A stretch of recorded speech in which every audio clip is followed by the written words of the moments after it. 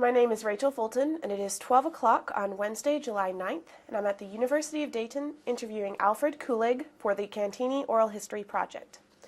Mr. Kulig, can you tell me a little bit about why you joined the Air Force? Well, I just turned 17 years old, and I just decided, I had a lot of friends that went in during the Korean War. This is 1951, and I wanted to do my part for my country, and I was always kind of a patriotic young man with flags, 4th of July, you know, that type of thing, and wanted to go in the service, so I joined the Air Force. And I got my mom to sign for me at 17, and it turned out it was the best decision I've ever made in my life, is to pursue a military career. So how did your parents feel about that? Of course, my mom was a little bit apprehensive, you know, with what was going on in Korea and so forth, but my dad was all for it. My mom, we had to really talk to her and convince her that it was a good decision, because you know, military, I think everybody knows it helps you build character, and it definitely was a good move for me at the time. Being 17, I was a little bit flighty and doing some things they shouldn't be doing at the time, and it turned out very well. Thank you. And did you, what were your feelings about the fact that there was a war going on and you knew you might be sent there? You know, I really didn't even think about that aspect of it. I had heard, I knew that the Air Force, their training, whatever career fields you got into, was very, very valuable, and it, that, you know, would enhance your future career, you know, earning a living and so forth. And so I was more homed in on the aspect of the educational part of the service.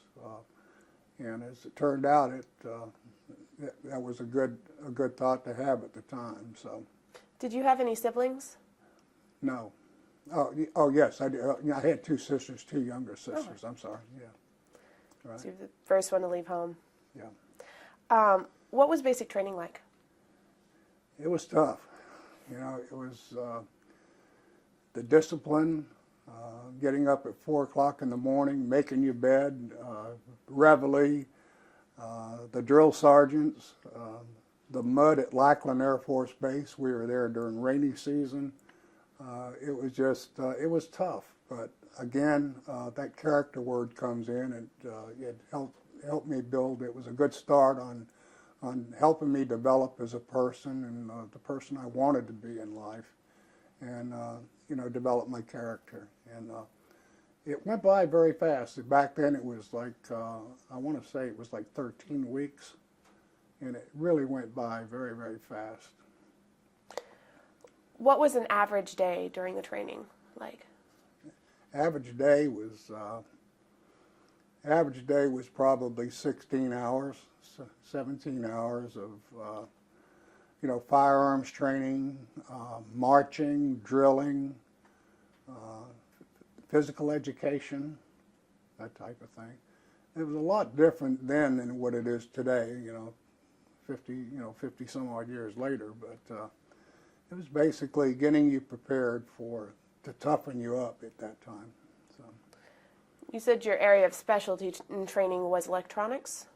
Yes, well, I started out, my first assignment, I went through aircraft mechanics school at Sheppard Air Force Base in Wichita Falls, Texas, and that was like a 22-week course. And from there, I went to aircraft electrician school in Chanute Air Force Base. And then I was assigned to from there I was assigned to the Blue Tail Fly outfit in Japan. And we were flying paratroopers into Korea on C-119 troop carriers. So how long were you involved in Korea? I was over there 3 years. Yeah, I was in Japan, between Japan and Korea, for like 3 years. I was not involved in the fighting in Korea, please understand that. You know, I was basically, we were a service bringing troops into, flying troops into Korea, and that type of thing. So what were your average duties like on those missions? What exactly was it you would do? So I was an aircraft electrician, and so I just, basically all aircraft type maintenance that, flew with the crews and all. So you had a unit that you were assigned to? Yes, Blue Tail Flies, which is a famous troop carrier outfit on C-119 aircraft. Did you develop any good close relationships with the others in your unit? Oh yeah, a lot of it's that's what military is about, is camaraderie and covering each other's backs all the time. That's what makes the military so great. It's the teamwork that you find in the military units. How did you feel about your commanders? How were they during this time? Vaguely, I never, they all had, they all had jobs to do. We understand that. I've never had a commander that I didn't like. Let's put it that way. I mean, they were all highly professional gentlemen and good leaders. Leadership, that's a high quality of the military, and all of our military officers were great leaders that I've ever worked for. So when you flew on these crews and you served as an electrician, what exactly were you doing?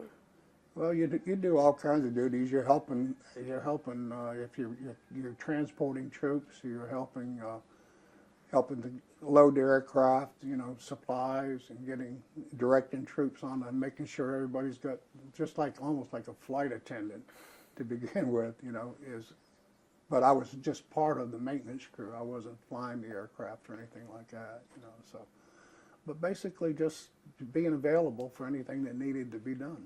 So. Were you ever in any sort of threatening situation at all?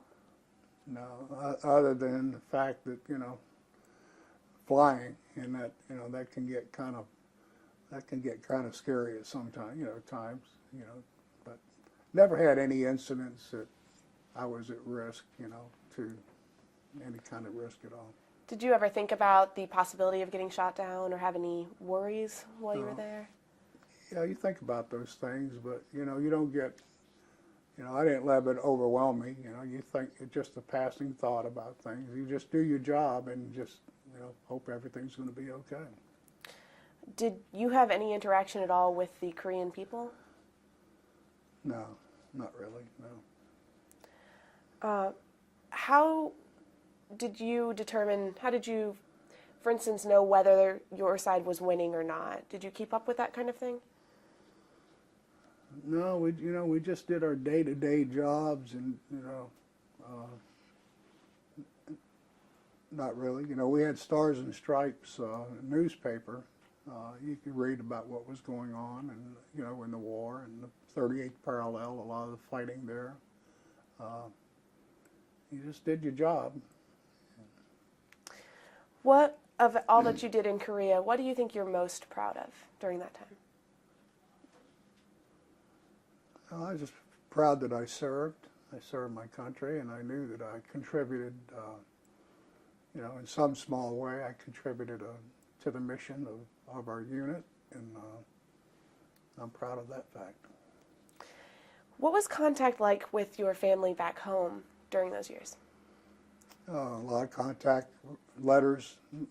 Back then we didn't have the cell phones and the emails and the text messaging that we have today, obviously. It was all by letter. And what I remember most about that was in Japan, you could buy china, Noritake china, and you can buy a lot of different oriental things that just very, very inexpensive back in those days. And I couldn't wait to get my paycheck to go to the PX and buy my mom a little trinket, a Japanese trinket, or send a set of Noritake china. That was my goal, was to get her a set of Noritake china. And that gave me a lot of satisfaction, and she loved that. So during this time, your base was in Japan? Yes, right. What were your accommodations like there? We had very, very nice. We had nice barracks. We had you know, just like a regular Air Force base. We had sports, you know, we had a gymnasium, we could work out. We had football teams. We had some nice recreational facilities.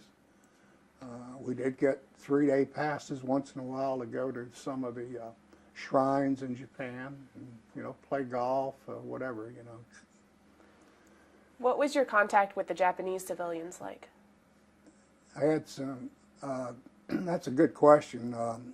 In my shop, we had a little Japanese papa-san, and a wonderful man, and just as funny as a day. I learned all my Japanese from him. I learned how to sing in Japanese, and we used to get together with his family, and he would take us in. We'd go into the village and Shiamachi, and he'd cook. We'd eat their food, and I had a great relationship with the Japanese people, because I felt if I was going to be there for that length of time, I wanted to learn all about the Japanese. I wanted to learn about their culture, and most importantly, I wanted to speak their language. And so I have some good, excellent memories of that. Very great memories of that. How well did you learn Japanese? Pretty well. I could speak it very extensively. Now today I still know a few words. I can still sing in Japanese, by the way. So I could tell you a story about that, but we won't get into that. All right. When was it then that you left Japan? I left 1954 and came back to Youngstown, Ohio, which was a jet fighter base back in those days. It's closed down now. Why did you leave? Was your unit being moved back to the States? No, I was just reassigned. No, my 3-year tour of duty was up, and then I get a new assignment, right? So what were your duties in Youngstown then? I worked in the what we call a personal equipment shop, which was all kinds of aircraft recovery type units. I kind of changed a little bit of duties because they didn't have any aircraft electrician openings back then. So I worked at aircraft recovery and like pressure suits and things like that for the jet fighter pilots, and oxygen systems, that type of thing. Was the transition back to the United States difficult at all? No, not really. It's no, there was no. I was a lot wiser. I was, 3 years older and a lot smarter, a lot wiser. During your time in Korea or your time in the States afterwards, did you serve with any African Americans or other minorities? Yes. Oh yeah. What was that like? Wasn't any different in any kind of relationship with anybody else back in those days, as far as I was concerned. So would you say that the integration in the armed forces worked pretty well? Yeah, that was very, very well in the military. Even back in the 50s, I had some good friends, African American friends. Did you ever see any incidents where there were problems? Yes, I did. You saw that, but that happens even outside of the military. So, personally, my relationships with African Americans was very, very, very good.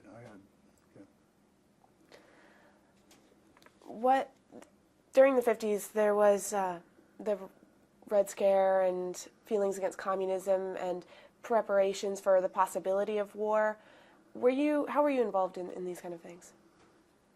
Okay. How did you feel like communism affected you, if at all? Well, that's what we're all about. Our country's all about was, the Cold War was going on, when Kennedy came in. We had the Cuban Missile incidents and so forth, and it was something that this country, we faced some pretty serious challenges back in those days, and I think this country did a wonderful job in overcoming them and bringing Russia and bringing our relationship with Russia and kind of minimizing the communist effect. And so today it's been proven out. It worked very well. During your time there in the military, did you see specific preparations for war, perhaps with the Soviets? No.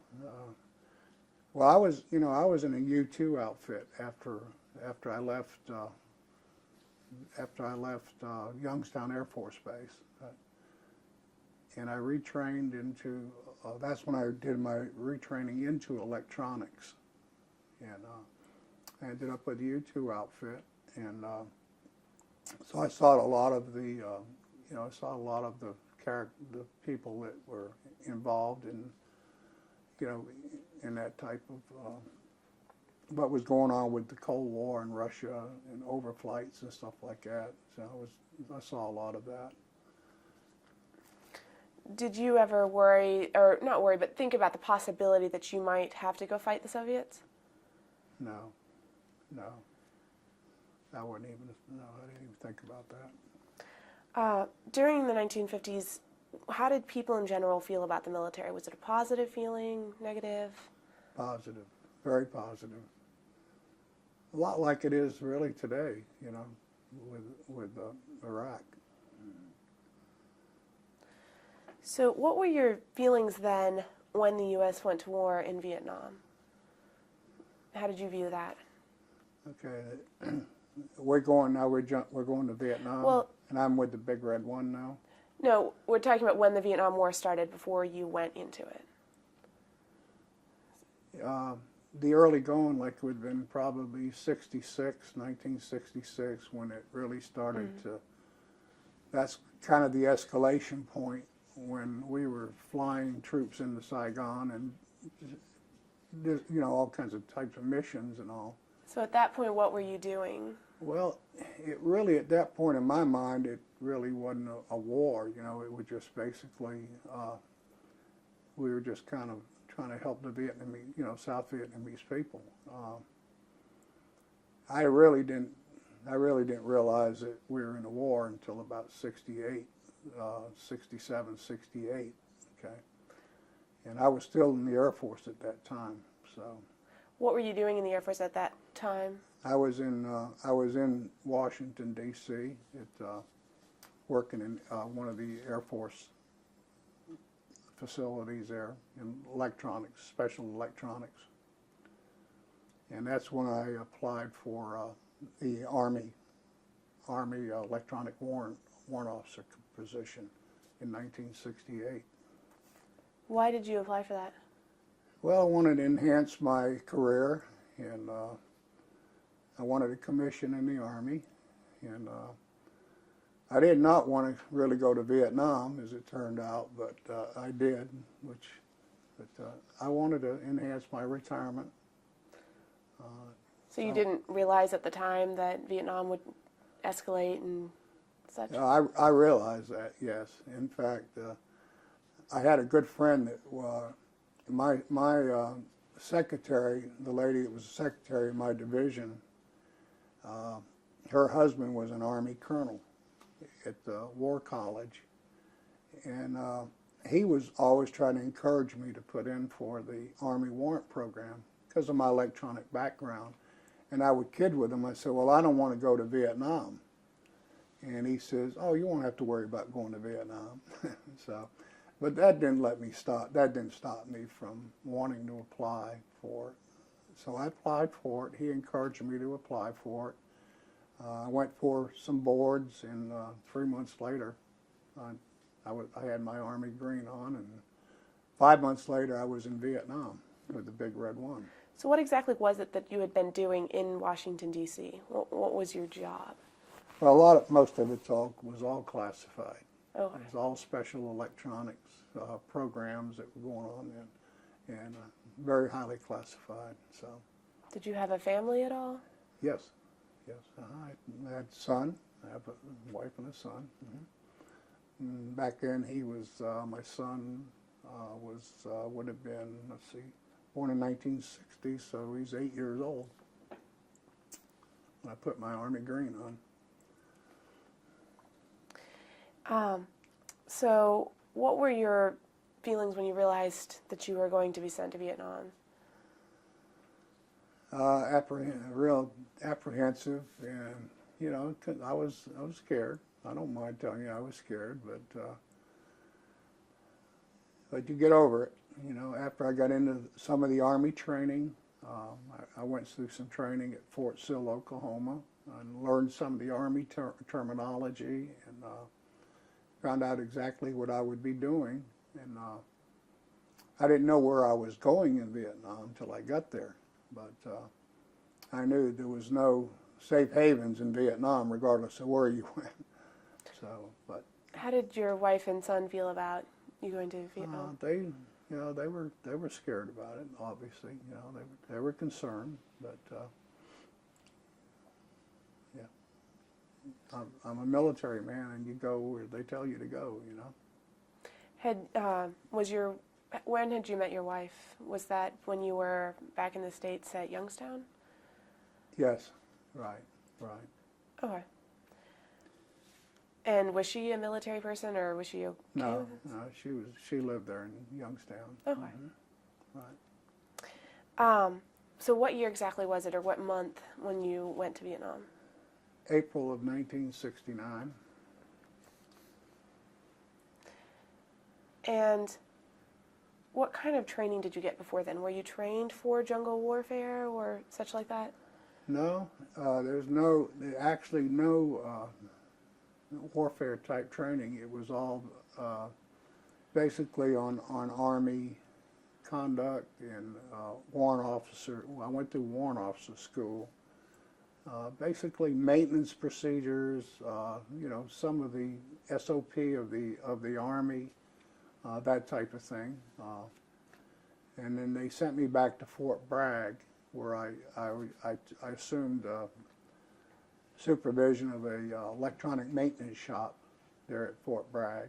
And I had a real nice shop with some real outstanding people, sergeants, and we had probably 30 men working in that shop, and we would repair electronic equipment, you know, for the signal group on Fort Bragg. Can you tell me a little bit about the position of warrant officer? What is a warrant officer? That's a good question. A warrant officer is right, that element right between being a commissioned officer like a lieutenant and the top of the enlisted grade, which would be, today I think it's a chief master sergeant. Warrant is right in between that grade. It is a commissioned, you're kind of basically a service-oriented type, you know, a specialist. A specialist in electronics is warrant officers, like in food service. Their specialties are food service, specialties in motor pool transportation. They're kind of like just like administrative chief officer for those respective type career positions. So how did that work in the chain of command then? Chain of command is, you pretty much, really nobody bothers you. It's a wonderful rank to have, because you're highly respected by your officers, your colonels, your generals. You're highly respected by your enlisted people. It's the best of both worlds, in my opinion. A wonderful rank, particularly in the Army. It was awesome, in my opinion. And I had the feeling, you know, I was an enlisted man. I was a technical sergeant in the Air Force, and when I took the commission in the Army, and I had the feeling, gee, this is really great. When I put that Army uniform on, I put my bars on, and started saluting, returning salutes, and you know, I just felt I felt like I'd finally arrived at where I wanted to get in my life, you know, at that point. So, and then the respect that you receive from both sides, as I mentioned, that made it even that much more better for me. What exact qualifications did you have to have in order to be chosen as a warrant officer? So I know you said you applied. What kind of things were they? Well, experience in your career field, you know, good experience, training, At the time, I did not have a college education. I had gone to night school and had quite a few credits, you know, built up. So I didn't have my degree at the time. But I had an extensive background in maintenance and electronics, and that's exactly what they needed at that point, you know. So. Okay. And did you have a unit that you were with then, or when you were going on into Vietnam? Yes. Yeah, I was assigned to the. You fly into Cam Bay. Are we going to go into the Vietnam? Mm-hmm. Okay. Yeah, I got my assignment to Vietnam, flew out of California, flew to Cam Bay. Then this is when it all starts. And you don't know, still didn't know what my unit was going to be at the time. But Cam Bay was the entry point where you always flew in for assignment. And then you fly out of Cam Bay to Saigon. And it's all low-level flight on a troop carrier plane. Black at night, and it was kind of scary in my opinion. That was my start, you know. I said, this is going to be this is going to be a tough year. I can tell that already, just when we started out. So flew into Saigon, and they transported me then to Zion. D-I-A-N is the name of the place. It's a processing center right outside of Saigon, where you receive your assignment. And my assignment, received it then, was to Laike, L-A-I-K-H-E, and that's it's right outside of Zion, probably 30, 40 miles from Saigon. And that was the headquarters for the Big Red One. And I was lying in my bunk one night prior to the night before, prior to shipping out to Laike, and there was an officer in the next bunk, and he was on his way back to the States. He said, "Where are you going to?"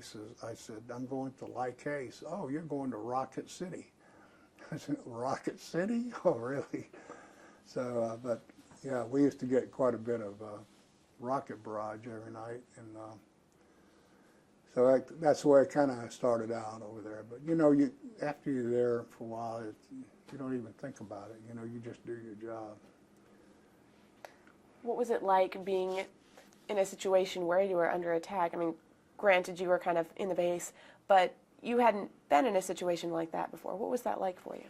No, in fact, the first night in Laike, we took 55 rounds of mortar, and I spent my night in a bunker. And I had not smoked a cigarette in 6 years.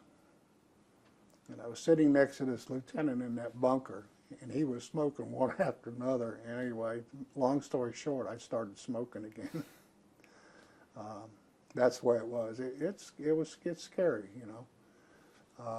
Yeah, first night was we took some extensive pounding. So I was thinking back to what that lieutenant had told me. You know, you're going to Rocket City. I know. I found out real quick, like what he was talking about. So in that kind of situation, what was it that kept you going and, you know, gave you something to go on, even though it was very frightening? Well, you mean as far as what was it that gave you the drive to keep going? Well, the mission, finding out exactly what my duties were going to be, you know, what my responsibilities were going to be. At that point, that was my first night, and I didn't know, okay. But after I found that out and I had the mission put in front of me, then it was all, you know, go to work. And then you don't worry about, you know, you cope with everything pretty well. How did your time in Vietnam affect your religious feelings, your feelings about religion? Did it make you more religious, or? You pray a lot. Yeah, I'm Baptist, and I said a few prayers in Yeah, every night I prayed. We had on our base camp, of course, we have we had the chapel and all. We had a chapel. We had a real nice chaplain. We had a Protestant chaplain. So you say it was a nice chaplain. What was he, just extra caring, or you want to tell me a little bit about the chaplain and how very, that? Very caring. Yeah, very caring. They would come out right out into the field and conduct services. You know, it didn't have to be inside the building. You know, they would go right out into the field and conduct services and all. So they were under fire too. So. Did you have any favorite portions of scripture or that really helped you at the time? No, not really. No. Okay. Did you develop close relationships with those? Because coming in, you didn't know anybody there, correct? Right. Did you develop close relationships with the other people there? Yes. My mission,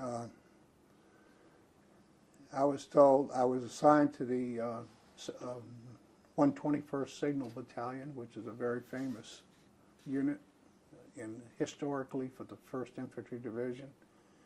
And I was assigned, they were having a lot of problems with equipment, radio equipment repair, and getting the turnaround and getting this equipment repaired and back out to the field. What they were doing, they were having to ship a lot of this equipment or transport it into Saigon, which was a big direct support maintenance shop there, and then waiting for the equipment to come back, and the turnaround time was terrible. So my battalion commander at the time was Lieutenant Colonel John Lane, L-A-I-N, wonderful man. And he knew that I was new to the Army, but he and the executive officer, who was Major Ted Hummel, Hummel, another wonderful person, and they were my mentors getting my Army career started. And what they charged me with was building from the ground up an electronic maintenance shop, staffing it, getting the equipment in there to repair equipment, and getting it up and running as quickly as possible. I was assigned an NCO is my NCO, and I was assigned several repair people, the E4s and E5 specialists, and I had a real nice team to start with. And we built that shop from the ground up. In fact, I've got pictures of it. I brought some pictures of it. And we had a big sign up that said, "The best damn repair shop and signal repair shop in Vietnam." And we built a unit that I was very, very proud of. And we did that in a short order, in a short time.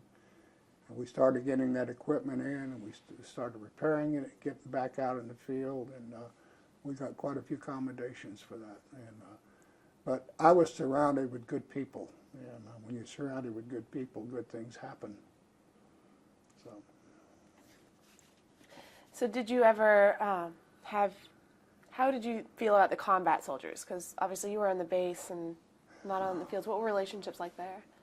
I was absolutely, I'm glad you asked me that question, because I think back, I got memories of those kids coming out young, and I'm 30, now keep in mind, I'm 30, let's see, I was 68, 30, I'm 35 at the time, okay, I'm no young spring chicken. And these kids, 18, 19, coming out of the field, being out there on sweeps and search and destroy type missions. I mean, my heart went out to them. But those kids, any kind of accolades or awards or recognition, those kids, they deserved it, because they put their lives on the line every single day going out there. I had the utmost respect for any of those young people that were doing that, particularly in the Army, the Army, the alert units and so forth. So, did you? It sounds like you liked your work there. So, were you counting the days till your tour ended, like some soldiers were, or not so much? Because you had a year-long tour of duty. Were you looking forward to getting it done and just trying to get it done? You mean the workload that we had? Well, counting. A lot of combat soldiers say that they were kind of counting the days. It was like, can we, stay alive till the end of the tour of duty? Were you doing that at all? Not really. No, I wasn't, because all I was thinking about is the mission, and the workload that we had, and getting the mission accomplished. That and getting our job, keeping that equipment out in the field, keeping it working, good working order. I used to fly around all of our different units and base camps also to visit. We had little shops set up on different base camps. We had people positioned there. We had there's a mountain called the Black Virgin Mountain, which is about 3,000 feet up. And on the top of that mountain, we had a unit. Communications is like, we had a lot of retransmitters up there that we had a service, and we had people on top of that mountain. Well, we're on one side of the mountain, and the 25th Infantry is on the other side by the Cambodian border. Well, in the middle of that mountain is all VC, Viet Cong infested. The only way that we could get anything to the top of the mountain would be to fly it in by helicopter. So we used to do a lot of resupply. I spent a lot of time flying things. Going with the choppers and flying in the Hueys and delivering supplies and all to our troops on top of that mountain. And a lot of times we get pot shots at us, a little from the Viet Cong, right out of the mountain, firing at us and all that. So it was pretty hazardous, really. What were the accommodations like there at the base camp and the food? Not too good. We had a little hooch. We call them hooches. A little screen, and a little wood around you, and a bunk inside of it. That was about it. And we had bunkers that whenever we took one to attack, rocket attack, or sapper attacks, we'd spend nights in the bunker, underground. So. How about the food? Did you regularly get warm meals and such? Regular? Yeah. Yeah, we had. You mean as far as mess hall? Mm-hmm. Yeah, we had a mess hall there, and food was excellent over there. So, how did you determine if the American forces in general were winning or not? Did you think about the grand scheme of the war at all? It's funny. I did, because the period I was there, I think President Nixon, I think everything was on Vietnamization and trying to, turn it, just like we're doing in Iraq today. We're trying to turn it over to the Iraqis, and the same thing was going on in Vietnam.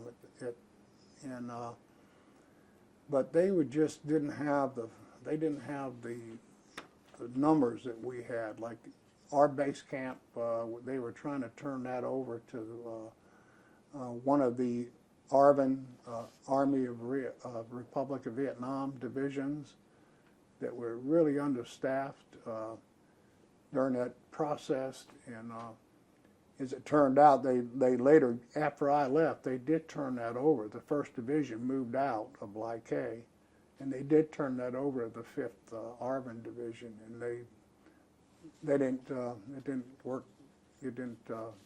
didn't work out, as we all know. Vietnamization never did work. We had to bail out of there.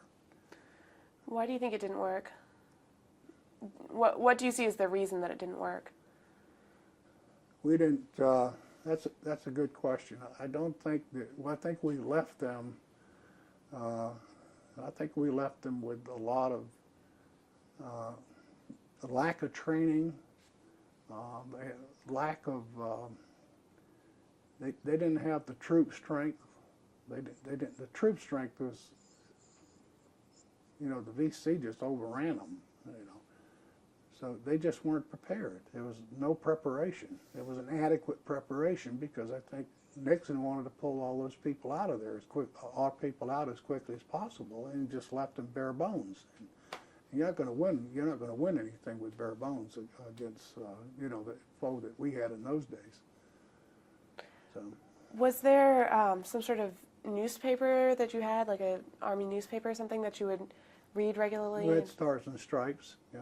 Mm-hmm. So did you read that regularly to try to keep up with how things were going and such? A lot about what was going on in Hanoi, you know, the bombings and the 52, you know, napalm bombings and things of that nature. Yeah, we kept up pretty much on that war. You've talked a lot about admiration for the troops and for what they were doing. I know there were some atrocities committed in some places. Did you ever hear about any of that, or was it all positive so far as what you heard about? No, you're talking about My Lai, I'm sure. You know, that I really don't want to comment on that because I'm not familiar with what went on there. I don't know. But you didn't hear about any atrocities? Yeah. What you just heard about was mainly positive? Well, you care about atrocities, but there are two sides to every story, too. You know, our troops are at risk, and, you know, sometimes war is hell. I mean, you've heard that before by a great leader. War is hell. And I don't say that I would, you know, if I'm one of those type soldiers, I'm not going in and kill women and children. I mean, I'm not going to do that, but I don't think we should do that. But sometimes, you know, you don't know. You don't know what circumstances you're under, how you're going to react to it, you know, who your leaders are and what your leaders are telling you to do, you know. So what was your relationship with the Vietnamese people like? Did you see them regularly at the base? Not really. We had, you know, the mama sons that would come on the base camp, and they would pick up your laundry and that type of thing, and or we had, you know, ladies that worked in the PX, and some of the men that worked in the mess hall and so forth, and they were very nice people. I mean, you know. How did you view the North Vietnamese at this time? How did you think of them? Did you see them as just an enemy, or how did you view them? No, I didn't see them as enemy. Of course, what was difficult over there was, you know, who was the enemy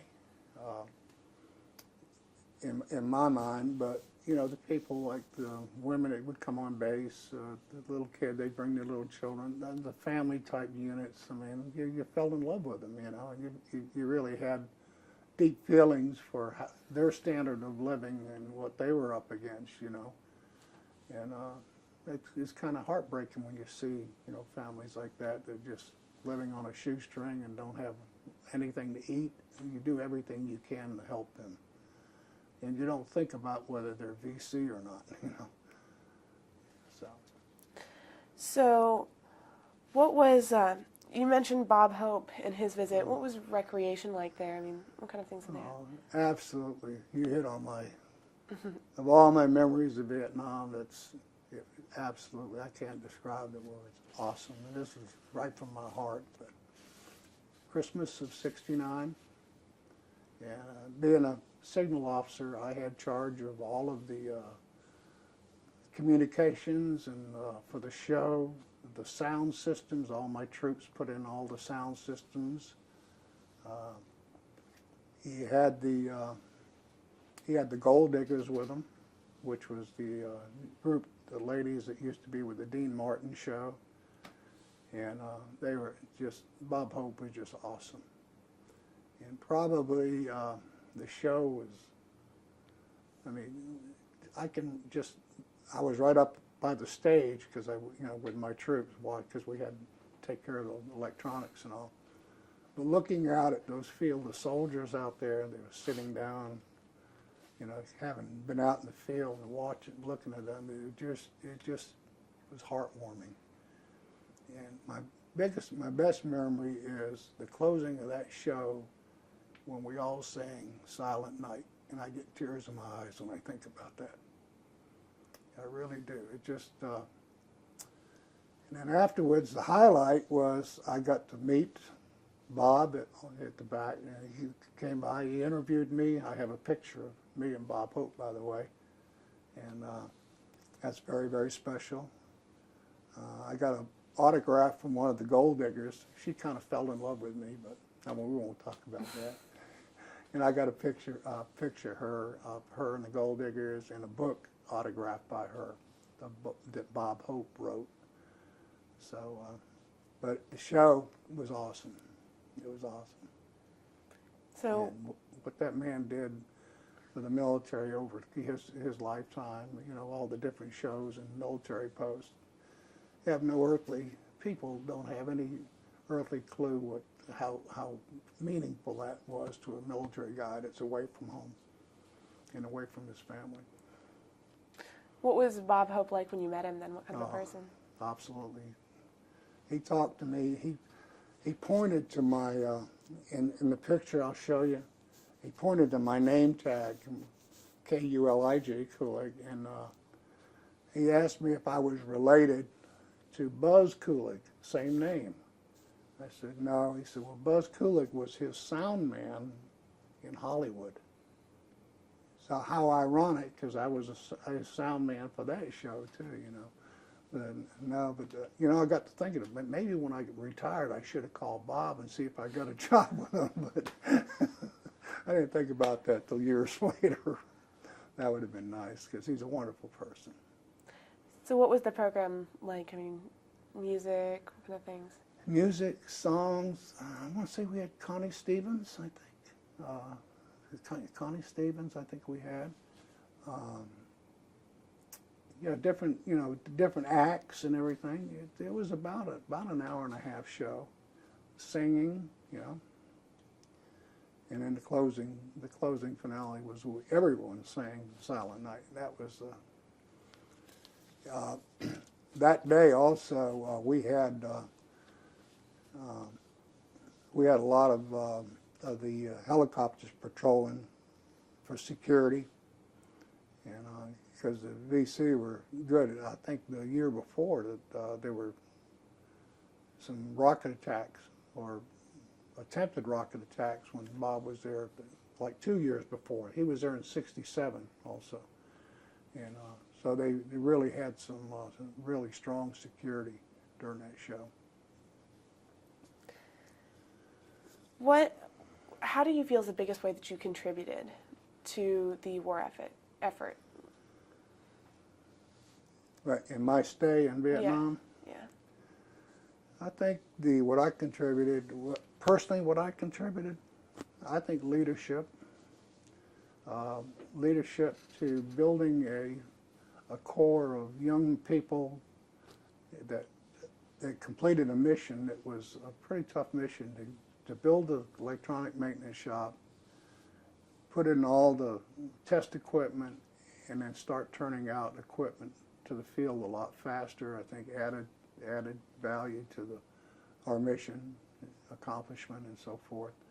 And the other thing I'm proud of, I had a couple of young people that had some drug problems, and to this day, those two of them I'm still in touch with, and by counseling and helping them get over the hump a little bit, I counsel them to the point where they're good citizens today, and I'm proud of that too. Very, very proud. Mentoring. So you mentioned drug problems. Was that widespread on the base? Yes. Well, when I say drugs, it's mostly back then it was pot. It was quite a lot of it going on, but sometimes you turn your head, and other times you go after it. But depending on the situation, the scariest part was particularly on we had guard posts all over that and all around our perimeter, and if you thought someone was smoking pot on guard duty, that was very serious, because if they fall asleep, and not very good usually. So it was a lot of counsel. I did a lot of counseling in that area too, by the way. What do you think was it that caused them to turn to drugs? What do you think was the underlying cause there? I think it was the times. I mean, that was the times. It was there. It was in the United States, big time too. So in general, the soldiers that you saw, were they happy about, well, what is it, eager to fulfill their mission and such like that, or were they more ready to just head back? No, I don't think they really, a lot of well, not I say a lot of them, but there were a few soldiers that didn't really accept the responsibility that they should have. You know, they weren't making good decisions, so to speak. And I think that's where the thing I'm proud of is I know some of my mentoring did help, where they did help them realize what their responsibilities were and what they were doing, putting at risk if, by not paying attention to what was going on in the jobs. So during your time in Vietnam, who would you say is your biggest hero?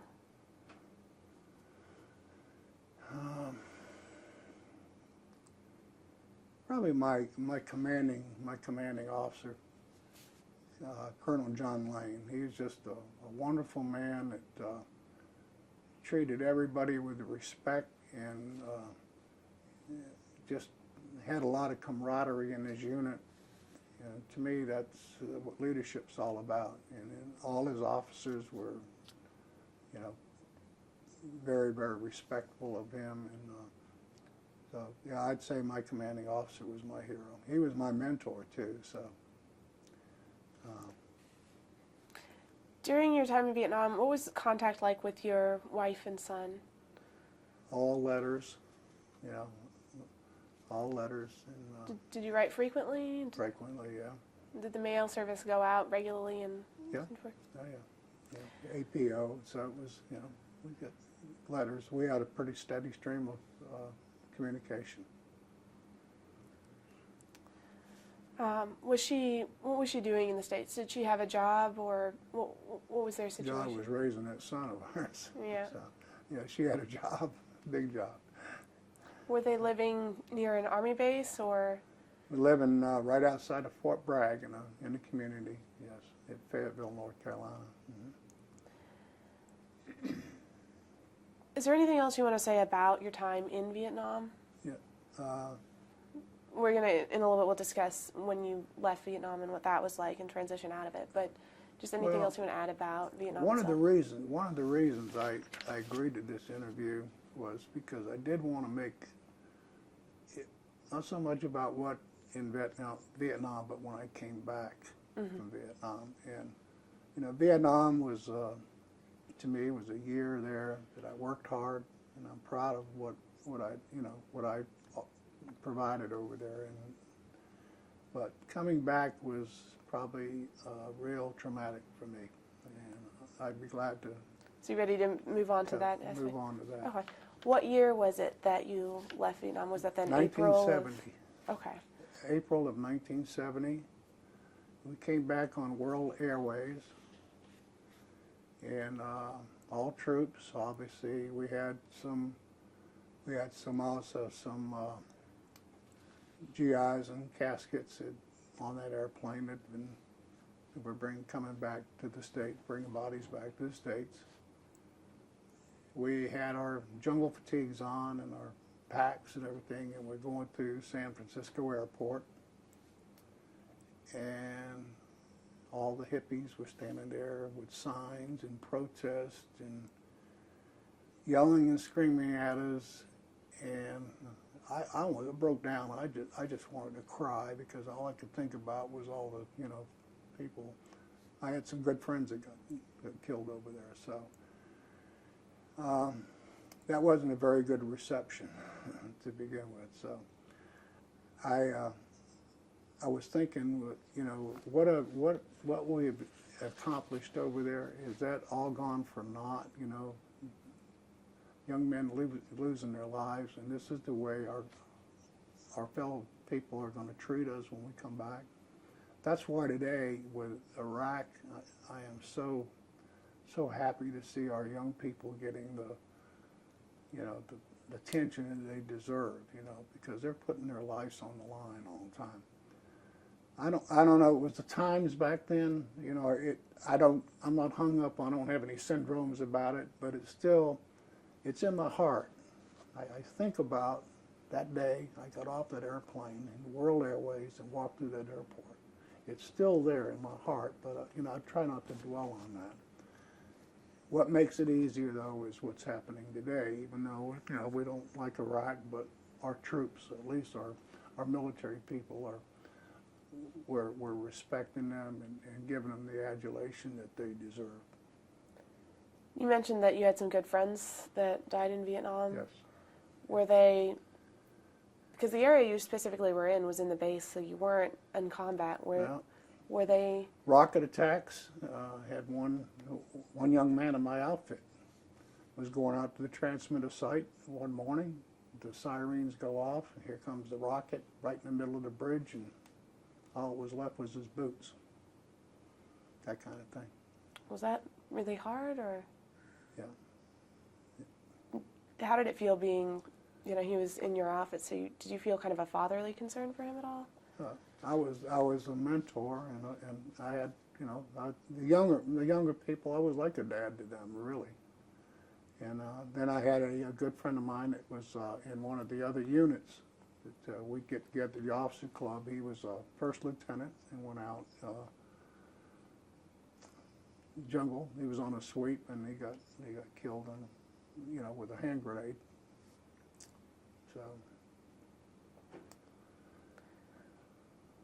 So what was the transition like when you came back then to the United States? Besides obviously encountering these protesters and such, was it hard to transition back to that? Yeah, it was. You know, you hear about a lot of post-war syndromes, and a lot of people were affected by that. I was really happy to get back to my family and my son, and I had some lingering memories about Vietnam, but you know, I didn't dwell on it. You know, I don't dwell on it now, but this is kind of when I was reviewing some of my things in preparation for this interview. It brought back a lot of memories, you know, and some of them sad and some of them, you know, happy, like the Bob Hope show, you know, that type of thing. And some of the friendships I established over there. So you got out of the Army in 1971? Pardon? Yes.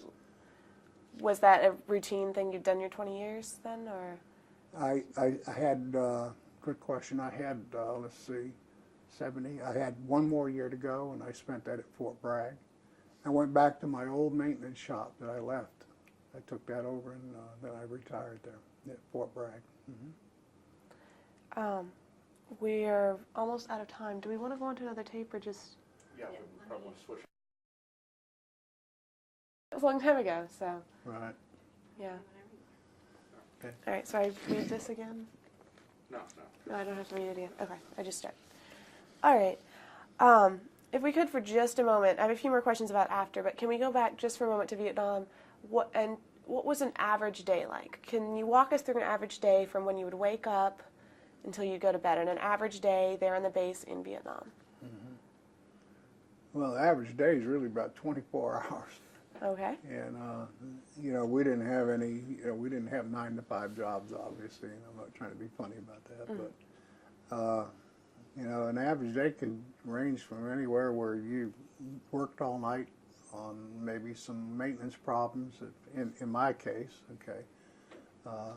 We had to get some equipment out. We had to, you know, to complete the mission, where you might get in bed at 4 o'clock in the morning and wake up at 10, you know, that type of thing. So there was nothing you know, common about a day. It was all, every day was different in Vietnam. And of course you also had the, you know, the interruptions of, you know, incoming mortars and dealing with all that, you know, so. But can you try to, would you go to meals at regular times? What kind of things would you do during your day besides working on fixing equipment and such like that? Well, we had, you know, we had a regular mess hall, you know, morning, breakfast, lunch, and dinner, you know, at mess hall. But then we had movies. We had movies. At night, we had a lot of 4th of July fireworks. Usually we'd get the gunships would come and fire flares, particularly if there was any VC spotted out around the perimeters, that they would light up. It would look like 4th of July when the gunships would fire their tracers and flares and so forth. That's pretty awesome, by the way. Daytime, you'd watch B-52s way in the, you know, many miles away, dropping napalm. You knew when that was happening. You couldn't see the B-52s, but you could see the explosions.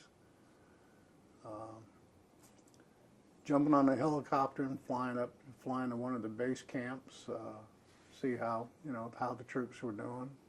I had 4 or 5 of those around the area that I had responsibility for. You know, flying up to Nui Baden, the top of the mountain, making sure everything was good up there. You know, bringing supplies in and so forth. Staff meetings, you know, with the officer staff. Staff meetings with the generals at the First Division, because my unit also took care of all the generals, commanding general and all his staff. We took care of all their radio communications and so forth that they had. So it was busy every day. We didn't have any leisure time at all. Who was the general at the time? We had General Malloy, M-I-L-L-O-Y, was our general. And right prior to getting there, there was General Ware, and he was shot down. He and his Chief Master Sergeant were shot down and killed right before I got there. And then General Malloy came in, I believe. So. Was General Malloy generally well liked and well respected, or was he a good general in your opinion? Did you? Oh yeah, no, yeah. The generals over there, they were all great leaders, the ones I was associated with. Did you have communication with the generals, or when you were like working on their equipment, ever talk to, or? Oh yeah, I talked to them. Yeah, they're all very, very nice, very respectful.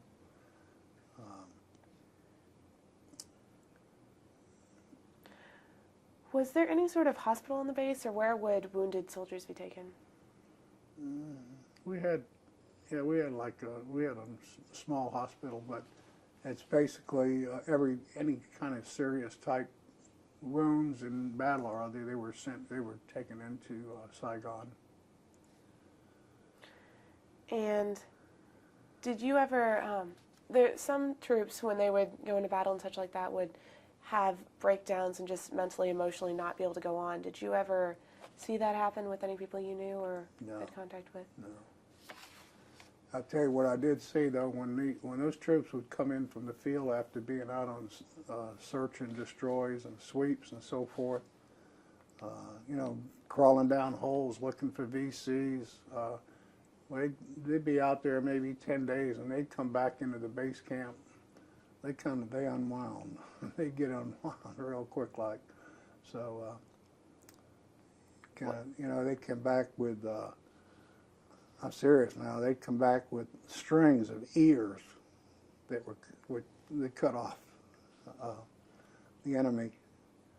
They come back with all kinds of trinkets, you know, that they got from the VC. So, it just, there's a lot of things that were not so good over there too, you know, that type of aspect. I didn't, you know, I always kind of had a problem with that. But When you said they'd unwind when they came back to camp, what kind of things? oh yeah, Budweiser and that type of thing. Music, guitar playing, the normal type things you do when you unwind. Did they ever? I guess this probably wouldn't be on the camp, but did they ever spend time with civilians and such like that? No. Specifically women? No, there's no women where we were at. I can tell you that. No, they could go into Saigon, and Okay. they had bars in like Tudo Street in Saigon. They had bars and everything like that there. But not at your base But camp. no, we're out we're in a war zone. So Was the base camp? Was there a village around it then of some sort? that's a good question. I'm glad you asked me that because Light K was very special. Light K was actually cut out of the base camp was cut out of a rubber tree plantation. So we actually had a lot of tall trees, which provided, guess what, shade. And shade was a commodity, a top commodity in Vietnam. There's hardly any shade over there. So we didn't really get beat up with the sun. So it was always kind of cool. It was always kind of cool. It wasn't hot like normal temperature there would be 108, 109 degrees. Well, with the trees and all, you didn't feel that. Always ran around with no shirts on. You'll see, in fact, you'll see a picture of me working on some electronics with no shirt on. So, Well, what about bugs? Were there problems with bugs there? oh, bugs and snakes. Oh yeah, yeah. Not my favorite, but I had a few encounters with snakes right in my bunk. So, yeah, There was a snake in your bunk? yeah, in my bunk. What did you do? I shook them out of there and got them out of there real quick, like, and we put a machete to them. So, Did you use things like bug spray and things like that to try to deal with it? no. Well, we had, you had normal mosquitoes and stuff like that. But yeah, we had bug spray. Sure, we did. Yeah, we had bug spray, little GI cans, aerosol, that type of thing. You mentioned movies. How often would movies be shown, and how did that work? We just had, we would have like a movie a couple nights a week, 2 or 3 nights a week, and they were, I don't even remember going to one or two movies at the most. I was always working. I never did go to movies that much. Had a lot of music. We had some music. All right. Anything else about just what it was like living there? No, just just a life experience. It's something I'll never forget. And I'm proud to have been selected for this and being able to tell a little bit about what my observations were and my experiences. And I'm flattered to be here. Thank you. Just a couple more questions about when you got back to the States. Besides the initial encounter in the airplane, did you experience anti-war sentiment beyond that? Yeah, it was anti-war sentiment all over the United States at the time, but that subsided. That as we pulled out, obviously we were out of there by '74, I think '75. I think was when we really had wound down. So. But So when we pulled out and when things started going downhill in Vietnam, did you still keep track of what was going on there as far as things like that? oh yeah. That's when, excuse me, that's when Hanoi, came in, took over Saigon, and that's when the communists took over. And I kept up with it pretty much. Was that hard to hear when the communists ended up taking over? Yes, because you wonder whether all the lives that we lost over there, I think we lost something like 55,000 lives in Vietnam, somewhere in that area. You wonder what, what did we accomplish from that? did we win the war or did we lose it? You know, it's not a good answer to that. There's not a really good answer to that.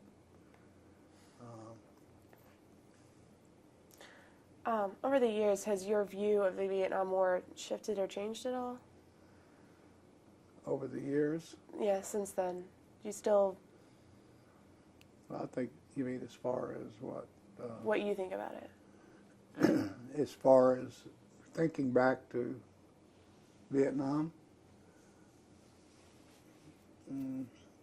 I don't understand what you mean. I guess, do you view it differently in as far as the point of the war or whether it was a good thing or a bad thing or such like that now that you're looking back on it rather than actually being there? I think I understand why we were there to start with, okay? It was political. You know, I think it was Nugent was the South Vietnamese president who had the relationships with our president, and we were there trying to help those people out. I don't have a problem with that. I never had a problem with that, but probably the problem that I have is the way that the leadership that we had, you know, from our political process and how we handled the war. The military was there. The military could have done the job, but I don't think they had the backing that we needed. If I look back over everything, that we needed to really win that war. Okay, that's how I feel about it. So what do you think was it that was keeping us from winning that?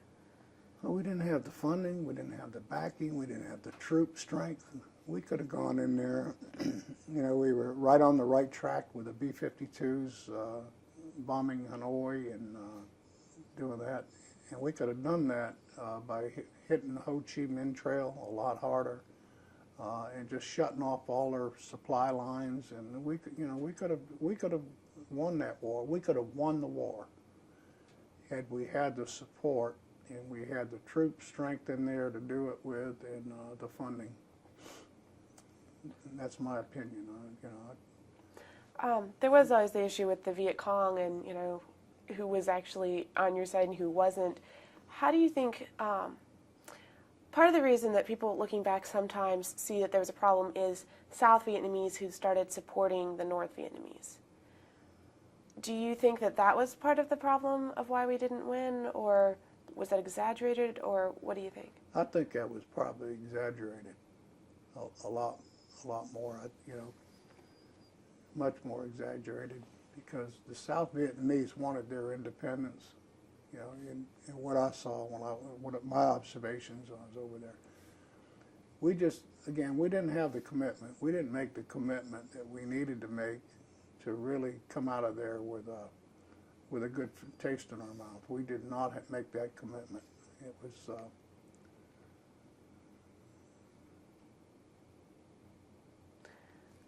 I say you have several medals. What specifically did you earn those for? medals. Yeah. I've got, well, what did I get? I got 2 Bronze Stars over there and Army Commendation Medal. What were those for? For meritorious service, for mission accomplishment, recognition, that type of thing. Nothing, it wasn't for, you know, what do you call it, being in the middle of a battle or anything like that. It was basically for mission accomplishment. How do you feel then, in all, over the 20 years that you were in it, how do you feel that the Army has affected your life? No, it's just, well, my whole 20-year career plus the Army was kind of, the Army put the crown on everything, because being in that war, that was my first experience in a battle zone, and my last experience. But it helped me as a person. I've become more caring about people, not only people I'm associated with, but caring about people worldwide and what's going on in our world today. It's, you know, it just broadened my knowledge of world affairs. It inspired my interest in politics and what was going on and the different conflicts that we've had since I retired. We've had numerous conflicts, obviously. So I'm more tuned into those type of things now, and I try to look in depth into those conflicts and so forth, situations, to really try to come up with how I feel about things, you know. Just like with Iraq today, you know. So overall, it's made me a much better person, and I tell all young people, they don't know what they're going to do with your life. Go in the military. Go in. You don't have to stay 20 years, but just do 4 years, and you'll come out a much better and much stronger person, a much more disciplined person, stronger character. And you know, go in the Army, go in the Air Force, go in the Navy, go in the Marines. Spend 3 or 4 years, and then you may want to spend a military career like I did, 20 years. So. If there's one thing that you'd like young people to know or remember about Vietnam, what would that be? I would say read books. Study about that whole conflict from the beginning to the end, and then see if they can come up with an opinion on what went wrong. Study the history. First of all, they would need to study the history of the Vietnamese people, the association between the North and the South, then what happened in the process, you know, of the Vietnam conflict. Do some studying on that, and then see if they can come up with an answer. Yeah, I would challenge them to do that. That's what I would say to a young person today. Is there anything, particularly a history student. Yeah. Is there anything that you would like to add at all before we, I guess, look at the pictures? Anything No, else? I just, I feel great sitting here, you know, kind of letting off some steam a little bit about my career and all, and I really am thankful and appreciative for being here today, and thank you very much. Thank you. Clipboard would be awfully nice. Yeah. You want to go see if you can find one? Yeah, yeah. Okay. So you go ahead and just talk about that. Sure. So you're going to start over talking about him. You want to start with that one? Yep. You asked me who my hero was, and this is my hero, Colonel John Lane. He was our commanding officer, and this was an award ceremony that I was getting, I think, one of my Bronze Stars right there. Okay. Okay. You want to tell us about this one then? Ready? Mm-hmm. Yeah, this is I mentioned that we built a electronic maintenance shop. That was our mission, and this is the inside of the shop, and with all of our test equipment, several of our people that were working there. Very, very proud of that, what we accomplished there, our team. Okay. Ready?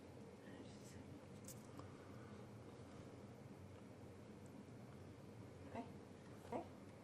I told you I had a picture. That's inside of my shop, doing some work there. That was about July of 1969. That's when I told you we didn't wear shirts. So that's part of our shop there. Okay. Yeah, this picture here is I'm holding up a rocket, the remnants of what was a rocket that hit in a tree right beside my hooch. Unfortunately, I was in the bunker because we had sirens go off that evening and that day. And part of that, all that shrapnel had gone in and hit my cot and my bunk and everything. My bunk was all tore up. But that's kind of the remnants of that rocket that hit. I also had some other pictures of that rocket. When it hit in the tree, it tore all the trees up too. So.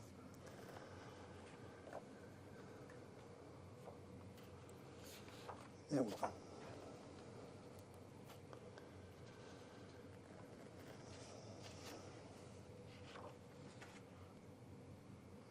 Okay. This is my favorite all-time picture. And this is the man, of course, Bob Hope, and he was interviewing me after the 1969 Christmas show, and he's pointing at me, my name tag, asking me if I was related to Buzz Kulig, who was his sound man in Vietnam, in Hollywood. And ironically, I had, I was over the sound systems for the show during that show. So, wonderful man, and cherished memories. This picture brings back a lot of great memories.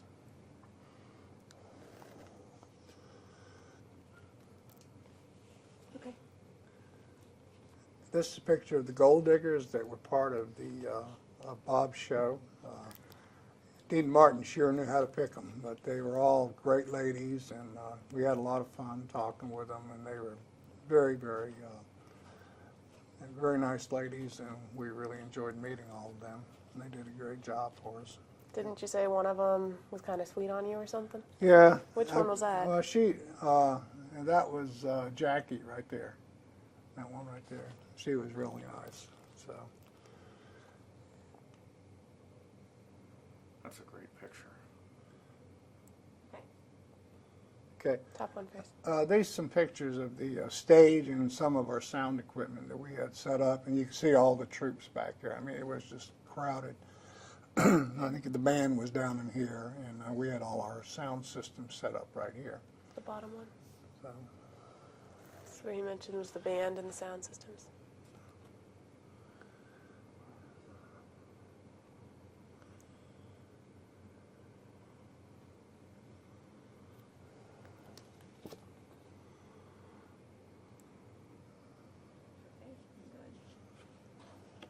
Do you want to mention who that is again? Yeah. Top. Again, here's Bob on stage And both of them. during the show. That's the first picture down. Must have been strange, Christmas with no snow or anything. Yeah. And it's a lot about his experiences in Vietnam doing those shows. So. Is it autographed? And this one of the gold diggers, Barbara, autographed this to me. So it's very special. So did you get this book then? Yeah, she gave it to me then. Ah. Yeah. Autographed it and everything.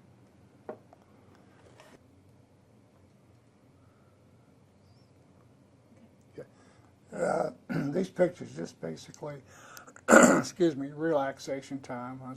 I was learning how to play the guitar. It's kind of me sitting in my hooch right here. We had a horseshoe pit, so we kept leisure time. We kept entertained. And this is around my shop area right there. And I think that's a picture of my son, Christmas time, on the bottom there.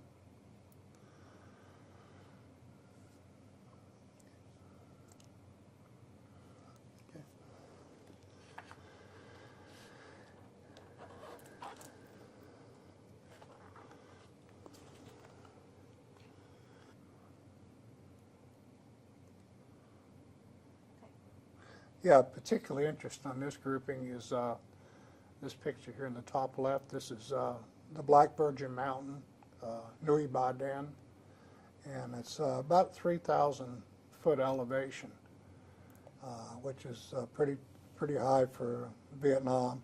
On the top of the mountain, we had a communication site with retransmitters on it, and I had some troops up there that. In the middle of this whole mountain is all VC, and on one side is the 25th Infantry Division, and First Infantry was on the other side. VC all in between. So this is just a shot of the coming in on a helicopter into our landing pad there on the base camp.